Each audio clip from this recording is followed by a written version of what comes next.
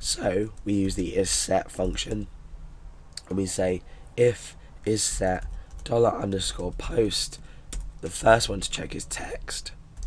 Then we use a logical operator and say if isSet $_post and search for. Remember, we're just referencing the variables from here. And we use another and logical operator to now search or check, sorry, if the replace with is set. Okay, so now we need to check whether users have actually typed any data in. This line here will check, or this statement in here will check, whether the form has been submitted. If that evaluates to true, we can start to check if the data is empty or not. So, before we do that, actually, we can actually create a shorthand way of using these variables, and this must be done inside this if statement, because if we try to create a variable first and these can't actually be found, we're going to end up getting an undefined index error. So text equals $_post text. If you're unfamiliar with this terminology here, if you go back and look at the post and get tutorials, you'll understand what we're actually doing here. We're taking data from the form and putting it into this these variables here. And then we want search equals $_post search for. Oh no, it hasn't got an underscore in there. And then we want replace equals $_post, and that is replace with. So let's just echo these variables out to make sure that they that everything's working up until now. These will be with no spaces in between, so if I just put 1 in there, 2 in there and 3 in there, that's a really good way to check, because if we click find and replace, we can see that 1, 2 and 3 have both been submitted through. We've checked for the form submission. If we click it and the form hasn't submitted, nothing happens, but if we do, we return this data. So let's get rid of that, that and that. Now what we can do is check whether they have actually typed anything in.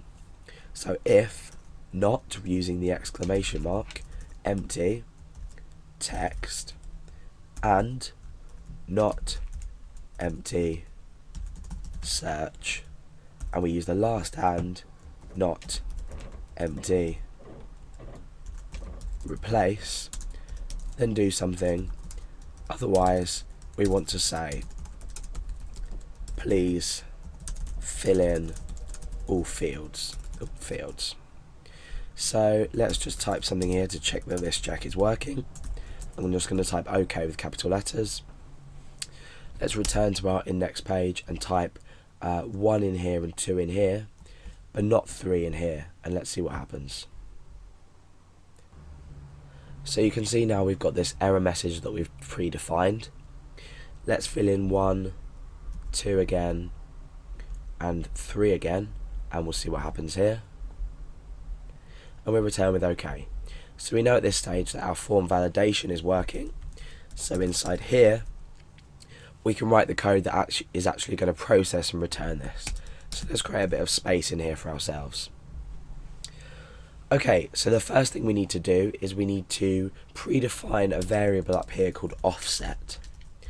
And this is important with the substring function, because once we find an instance of a word inside our string, the offset is where we're going to search from once we've found one. For example, we may have the cat sat on the cat. If we want to search for cat and replace it with, say, dog or monkey, as I used in my last example, it's gonna find cat here, and it's gonna make the replacement. Then it's gonna need to start from after this and also replace the last instance of it. And our while loop is going to help us ensure that we only loop through this string until no more values have been found that have been specified here. So that's what's going to happen. Now let's do it. So let's create our while loop.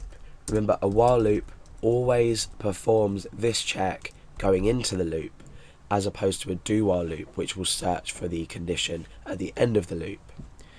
So we need to say while substring, I'm just calling this, giving this my variable name substring, while substring equals substring. So now we're making use of the function inside this while loop. Substring will return 0 if it can't find anything. Therefore, this will evaluate to false. So we need to search inside text, and we are in fact, I've completely messed this up because we're not actually using the substring function. I got a bit confused. So we're using the strpos function. Obviously the strpos function is going to return us the offset or the location of a specific string, where it is. So strpos equals the function strpos. We're searching in text, we're searching for this search value, and we're going to specify the offset here. Now, because the offset originally starts at 0, we're searching from the start of this text variable, which equates to this text here. What we're then doing is searching for what we've specified in the form here, and then when it reaches, let's say we were searching for cat inside the cat sat on the mat, when it reaches the word cat and finds it, this strpos variable here will be equal to the location. Then what we can do with the location is we can say, well, I want this plus the amount of characters in our search term. Let me just give you an example up here so we know what we're doing.